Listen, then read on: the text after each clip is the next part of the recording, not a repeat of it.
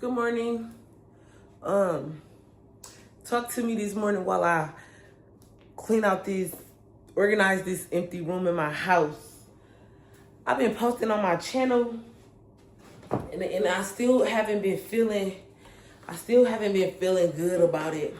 That's one thing I do know. When something is from God, you're gonna feel it. You're gonna feel it when you doing what you're supposed to be doing. Your soul gonna feel warm. It's gonna be a warm, fuzzy feeling.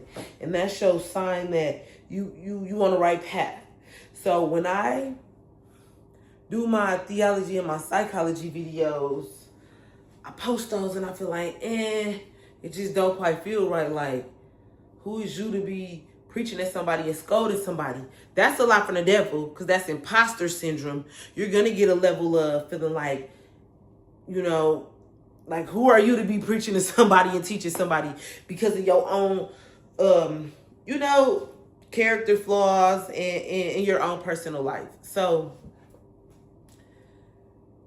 as I do this, it just occurred to me that, it's actually great that you post your theology and your psychology videos, but you gotta give them the real. They gotta know, like, what qualifies you to be standing in front of people trying to teach them something. So I'm gonna do these videos in between the real. I gotta do these videos in between, because this is how it look behind the scenes. This is the real. Like, I don't even feel right trying to get on the camera and make it seem like, oh, everything is okay. So I'm about to walk you all through everything. I'm gonna bring you guys up to date. But today, this is just what I want to start with really quick. I just want to start with this really quick. Saturday morning at like 6, no, absolutely not. About 5:15 in the morning, I went to the underground parking structure at this building to go take a client to the grocery store. My client does not like to go out in public. She had negative experiences the last time that she did. So she wanted to go to the grocery store like early. She's a senior citizen. I'm like, cool, we can do that. I'll have you at the store by 8, because I don't usually get up early. But that Saturday morning, I woke up at 5 a.m. I called her. She said, what time is it? I said, it's 5 o'clock. I said, well, I looked it up, and Pick and Save opens at 6. Would you like to be like the first people there? She like, yeah, you can come. So I go down there. My car is not in the parking space. My car is not in the parking space. So then I go outside. Like, well, did I leave it outside? But I remember where I parked last night.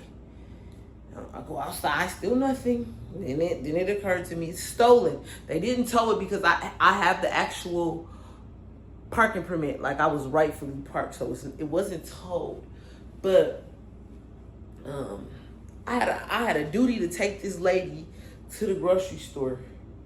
So I call my father. I say, I need to take a lift to your house to get your spare car, please, so that I may go take this lady to the grocery store. I still have to work. And that's just to go to show you, just because people want to do stuff or the devil want to throw a snare, life keep going. Life keeps going. And I'm thankful, just looking back on how I was in a crisis. But I had to go take that lady to the store. And I can't quote where exactly right now, but you can look it up. The Bible tells us, do not grow weary in well doing, for in due season you shall reap the harvest. So all I do every day, I open my eyes, all I do is do well. I can't get tired. It says, do not grow weary in well doing. So I had to keep going. So I called the police. They said they were going to come. I'm like, well, I'll just call y'all back, because I got to go take once again. My mind was just like, go get this lady to the store. So I take the lift. I go to my dad's house, and I get his spare car. I go take her to Pick and Save. I'm in the grocery store with her. I'm trying to, she said she really didn't need me to help her grocery shop. She just needed me to get her there, because she has not been out in public in years. So she said she feel good. She was like, I got this. You can go, because I told her I had to do some shopping. But when I went to go get a cart, my brain just wouldn't let me grocery shop because I did need the grocery shop. Like, I have kids at home. And I just went to the car. I'm like, you know what? Just go to the car, think of something sad, make yourself cry. Make yourself cry. I go to the car. My daughter calls me. She said, the car is outside. She said, the car is outside. She said she left her iPad. Now, she did tell me she left the key fob in my car. So, is that how they drove off in my car? Because it wasn't peeled up or anything. It wasn't rigged or nothing. And, but last time, to my knowledge, that's why I let her keep the key. It didn't work. It didn't start my car. Which I still have yet to go back out there and test it and see, like, is this key going to start this car? Because it wasn't prior to, so. But she had no business leaving it in the car, and it's just like, dude.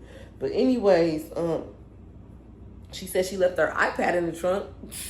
Kids. She left her iPad in the trunk, and she tracked it in, and it said home. And she went down there, and the car was in the parking spot. That, like, confused me, and it messed up my head. I talked to a guy at my church, Brother Philip. Actually, we was talking about something totally unrelated. He does credit repair. I was talking to him about credit repair, and he just said, I just go to show you how God worked. And me being a daughter of God, my mind didn't even go to God. I ain't even gonna lie to y'all. Like, I just didn't. But I'm thankful for that brother, for my brother, drawing attention to my Heavenly Father, showing me, like, look how our Father took care of you. Because I got kids that got to go to school every day. I have to go to work every day. That was the last thing I needed. I worked so hard to save a certain amount of money. Did I want to have to go into it over a car? No, I didn't. And God knew all of this. But I came home. Sure enough, my car was there. I looked in it. I started it up. Everything started fine. There was a guy that parked 2 cars down from me. He saw it with me because people thought I was delusional, sleepwalking, drunk. Or they ran down so many scenarios. Like, it didn't make sense to nobody. But the main thing that everybody said was, your daughter took your car. Your daughter took your car. My daughter has not stolen my car ever. She don't have no reason to. We got too good of a relationship, and she can just ask. And I'll be like, yeah, I don't have no. I was blessed with a very good, honest, beautiful, intelligent daughter.